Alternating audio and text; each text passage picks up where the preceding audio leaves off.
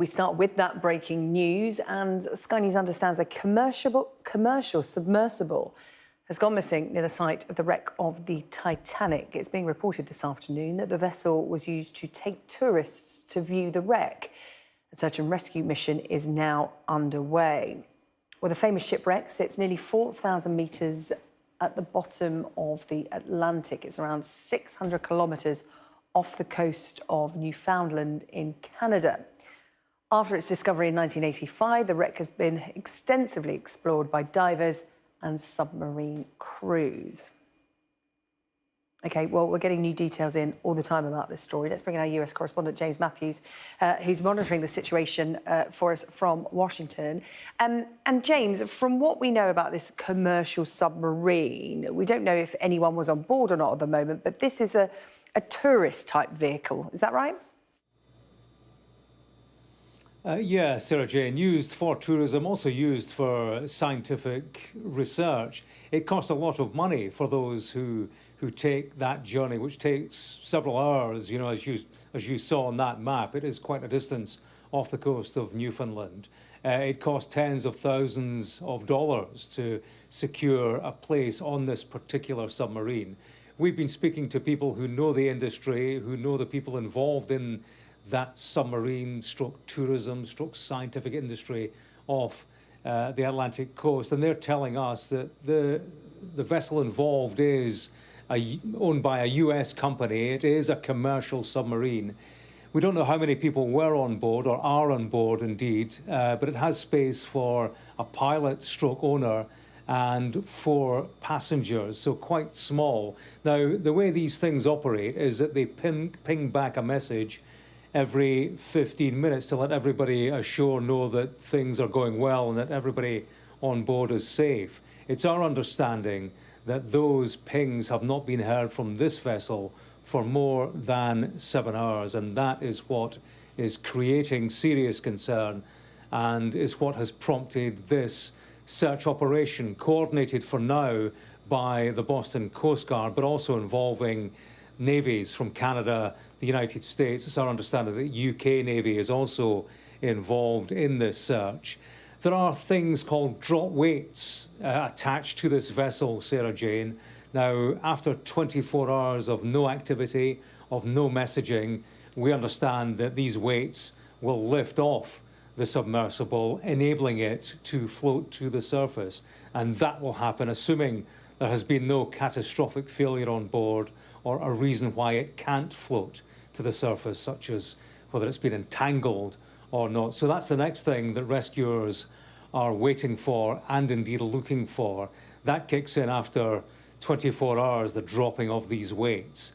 And my understanding is that that 24-hour period will be up fairly shortly. There are provisions on board for survival, oxygen, and also clothing for those on board, given the temperatures at that depth, 4,000 meters under the surface of the Atlantic. Those provisions, that survival equipment, is designed to last for 96 hours. In terms of a rescue operation, it is very difficult. I mean, given the depth and given the currents at that particular location, it would be very difficult, well nigh impossible for a military submarine, for example, to get there and to rescue those on board. So it is very difficult indeed to see how this situation might unfold should there have been some kind of failure on board that vessel, but clearly that is yet to be confirmed. We don't know the circumstances of it not having pinged a safety message for more than 7 hours. We don't know how many people are on board. We do understand it is owned by a US organisation that, as we say, operates tours for tourists and also for scientists involved in research. It does have that attraction, often a fatal attraction, the Titanic, which sunk, of course, on its maiden voyage in 1912, its first voyage after leaving Southampton. So there are many questions at this stage yet to be answered, but serious concern for that vessel and for those who are on board it. Yeah, really concerning indeed. James, thank you. James Matthews continuing to monitor the situation for us from Washington. We'll bring you any updates as and when we get them. Let's bring in now former NATO and Naval Commander Chris Parry. Thank you for jumping on to speak to us so promptly. This is breaking news, very much a developing story at the moment. But your initial concerns after hearing this news, this is a commercial submarine that's simply stopped contact with base heading towards the Titanic. Yes, it's very concerning indeed. And having listened to the timescale, it's very worrying. I mean, there's an optimistic option, and that is that either lost an umbilical communication with the surface, or indeed there's been a malfunction and the submarine is continuing to operate, but obviously out of contact with its mothership. Obviously, at the other end of the scale, there could have been an accident. It could have become entangled in the wreckage of Titanic. It could indeed have had a catastrophic failure. The answer is we don't know just yet. What we do know, of course, it's the wreck site is off the Grand Banks. It's a long way from anywhere, and the nearest rescue facilities will be on the east coast of the United States. Yeah, just talk to me about how difficult this search and rescue operation will be. It's being conducted by Boston's Coast Guard. But, you know, they probably won't be used to dealing with this kind of situation. We're talking about a vessel that will be some way below the surface. Just how difficult is it to not just find it, but then access it? Yeah, you're quite right, Sarah Jane. It's a very difficult operation. The actual nature of the seabed is very undulating. Titanic herself lies in a trench.